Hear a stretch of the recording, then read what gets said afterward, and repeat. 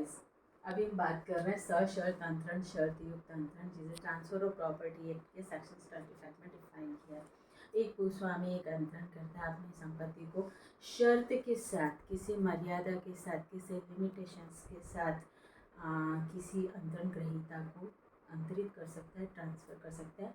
और जब ऐसी शर्त का अधिरोपण किया जाता है तो ये शर्त दो प्रकार की हो सकेगी। पहली होगी इसमें पूर्ववर्ती शर्त और दूसरी होगी पश्चातवर्ती शर्त। अर्थात यदि ऐसी शर्त जो विधि के द्वारा मान्य है, जो वेद है, उसका अधिरोपण करके कोई व्यक्ति किसी अन्य व्यक्ति को अपनी संपत्ति अंतरित करता है तो इस प्रकार का अंतरण भी मान्य होगा। सेक्शन 25 में जो इसे डिफाइन किया गया है कि संपत्ति अंतरण से सस्त और किसी शर्त पर निर्भर हित निष्फल हो जाएगा यदि अधिरोपित शर्त असंभव हो, विधि द्वारा निषिद्ध हो, विधि के प्रावधानों को विफल करने वाली हो, कपटपूर्ण हो या किसी अन्य के शरीर और संपत्ति को नुकसान पहुंचाने वाली हो या अनैतिक हो या लोकनीति के विरुद्ध हो। अर्थात यदि ऐसी शर्तों का अधिरोपण करके किसी प्रकार की संपत्ति को ट्रांसफर किया जा रहा है तो इस प्रकार का अंतरण शून्य होगा, क्योंकि शर्त शून्य है। अर्थात यदि शून्य शर्तों के साथ कोई अंतरण किया जाता है तो शून्य शर्त पर किया गया अंतरण भी शून्य ही होगा, मान्य नहीं होगा। और यहाँ शून्य अंतरण से मतलब होगा कि जिसके लिए न्यायालय के माध्यम से कोई रिलैक्सेशंस नहीं लाया जा सकता है, जुडिशरी के माध्यम से कोई रिलैक्सेशंस या कोई राहत प्राप्त नहीं की जा सकती यदि भविष्य में मान लीजिए कोई पक्षकारों के बीच में डिस्प्यूट होता है। सो ये तो क्लियर है कि शर्त के साथ अधिरोपण किया जा सकता है बशर्ते कि अधिरोपित शर्त मान्य हो और शून्य शर्त नहीं हो। अब यहाँ हमने दो प्रकार की शर्तों का वर्णन किया है कि जो शर्त रखी जाएगी वो पूर्ववर्ती और पश्चातवर्ती हो सकती है। अब हम पहली शर्त की बात करते हैं, पूर्ववर्ती शर्त। अर्थात इस प्रकार की शर्त जिसमें एक व्यक्ति भूस्वामी अपनी संपत्ति को इस शर्त के साथ अंतरण ग्रहीता को अंतरित करता है कि आप पहले शर्त को पूरा कीजिए, यदि आप निश्चित समय के दौरान इस मर्यादा को पूरा कर लेते हो तो संपत्ति आप में निहित हो जाएगी, अदरवाइज ये संपत्ति आपको अंतरित नहीं होगी। अर्थात कोई भी काम उसे पहले पूरा करना है जो भूस्वामी चाहता है, जो अंतरण करता चाहता है। यदि पहले काम किया गया तो ही अंतरण का व्यवहार मान्य होगा, अदरवाइज नहीं होगा। जैसे कि एक व्यक्ति किसी दूसरे व्यक्ति को कहता है कि आप पहले, एक भूस्वामी नाम के व्यक्ति को कह रहा है कि आप पहले अपनी ग्रेजुएशन कंप्लीट कर लीजिए, जिस दिन आपका ग्रेजुएशन कंप्लीट हो जाता है मैं अपना जो प्लॉट है, अपनी अचल जो संपत्ति है वो मैं आपके नाम अंतरित कर दूंगा। तो यहाँ पर जो है, जो अंतरण ग्रहीता है, संपत्ति को लेने वाला व्यक्ति है, उसे अपनी जिस दिन ग्रेजुएशन कंप्लीट होगी पहले अपनी ग्रेजुएशन को कंप्लीट करना है, तत्पश्चात ही उसे संपत्ति मिलेगी, अदरवाइज नहीं मिलेगी।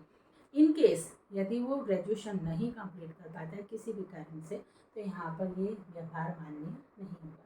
दूसरी कंडीशन से पश्चातवर्ती शर्त, अर्थात अंतरण का व्यवहार हो चुका है, संपत्ति अंतरणकर्ता से निकलकर अंतरण ग्रहीता को मिल चुकी है, किंतु इस व्यवहार में इस शर्त का अधिरोपण किया गया है कि आप हमने जो शर्त रखी है उसे आप बाद में पूरा करोगे।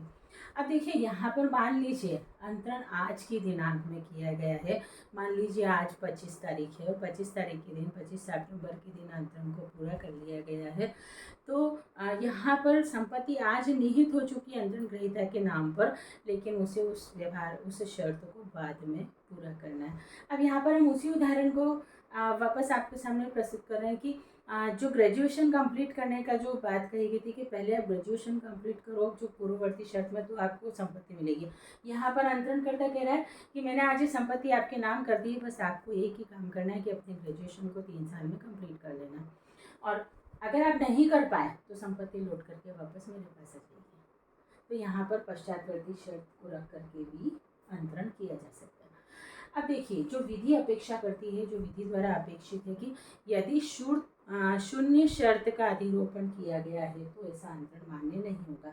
अब शून्य शर्तें कौन कौन सी है, यहाँ पर हम आपको एक चीज़ और बताना चाहेंगे कि संविदा अधिनियम की सेक्शन 23 में भी शून्य शर्तों को व्यक्त किया गया है। और यदि हम ट्रांसफर ऑफ प्रॉपर्टी एक्ट की बात करें तो यहाँ सेक्शन 25 में भी हम उन्हीं शर्तों की बात कर रहे हैं, और सेक्शंस 5 और 6 में भी हमने इन्हीं शर्तों को देखा है। तो कहीं ना कहीं ये जो 5-6 शर्तें हैं ये शून्य शर्तों के नाम से विधि नियमानुसार जानी जाती है। पहला है यदि मान लीजिए लगाई गई शर्त असंभव हो। अब मान लीजिए भूस्वामी या अंतरणकर्ता ऐसी शर्त के साथ में अपनी संपत्ति को अंतरण ग्रहीता को सौंपे कि आप कोई असंभव काम, जैसे कि आप 1 घंटे में 100 मील चलिए तो मैं मेरी संपत्ति आपको देता हूँ, तो इस प्रकार की शर्त भी शून्य है और इस पर किया गया अंतरण भी मान्य है। नंबर 2 इसमें बताया गया है कि विधि द्वारा निषिद्ध हो। अब मान लीजिए कोई ऐसी शर्त जो विधि के प्रावधानों के विरुद्ध है या जो नीति के विरुद्ध है, और ऐसी शर्त को अधिरोपण करके मान लीजिए कोई अंतरण किया जा रहा है तो वो शून्य होगा। और जैसे सोहन मोहन से कहता है कि मैं अपनी संपत्ति आपको ट्रांसफ़र करता हूँ, लेकिन अजय की हत्या करने में आपको मेरा साथ देना होगा। अटेंशन करिएगा, यहाँ पर एक व्यक्ति अपनी संपत्ति दूसरे व्यक्ति को देना चाह रहा है, दे रहा है, लेकिन साथ में क्या शर्त रख रखा कि मैं अपनी संपत्ति जब दूंगा जबकि आप मेरे साथ हत्या में भागीदार बने। तो हम और आप सब जानते हैं कि रूल्स के अनुसार, बायलॉज के अनुसार किसी की हत्या करना हमारे यहाँ एक संगीन जुर्म है, और वो इस प्रकार की शर्त को रख के यदि कोई अंतरण किया जा रहा है तो डेफिनेटली वो शून्य अंतरण, वॉइड ट्रांसफ़र होगा। नेक्स्ट कंडीशन इसमें शर्त जो कानून को विफल करने वाली हो।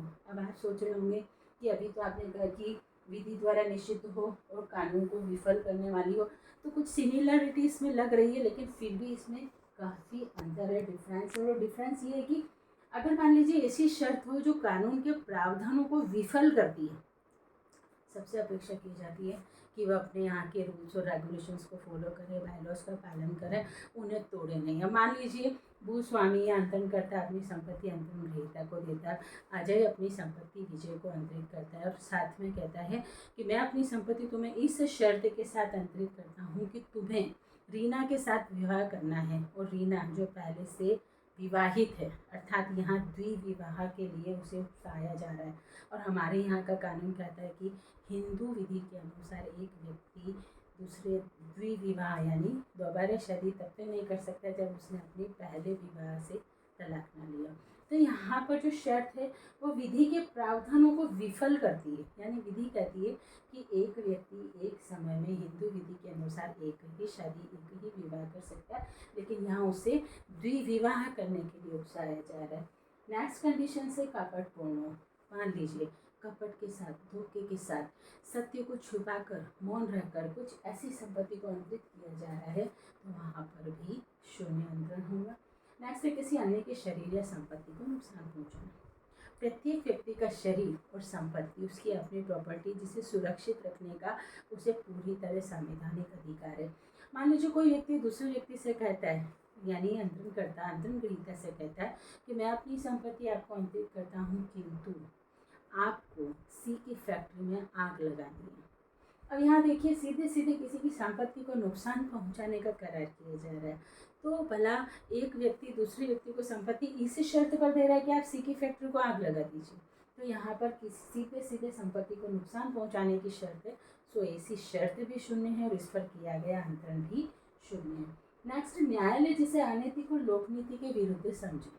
जी हाँ, अनैतिक और लोकनीति आज तक निश्चित शब्दों की परिधि में यह नहीं बताया गया है कि अनैतिकता और लोकनीति के विरुद्ध का पैमाना क्या है, क्या मेजरमेंट है कि किस तथ्य को नीति विरुद्ध या अनैतिक माना जाएगा और किसे लोकनीति के विरुद्ध माना जाएगा।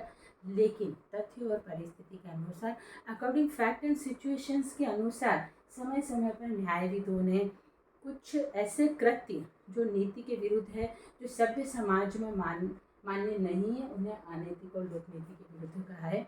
सो अगर इस प्रकार का भी कोई करार करके या इस प्रकार की कोई शर्त रख के अंतरण किया जाता है, जैसे किसी को रिश्वत देना या भ्रष्टाचार को बढ़ावा देना, कुछ इस प्रकार के इलीगल काम जब किए जाते हैं, तो यहाँ पर भी ऐसा अंतरण भी शून्य होगा। सो यदि किसी मान्य शर्त के साथ में अंतरण किया जाता है तो सशर्त अंतरण भी मान्य होगा, किंतु शून्य शर्तों के साथ यदि अंतरण किया जाता है तो अंतरण भी शून्य होगा, शर्त भी शून्य होगी।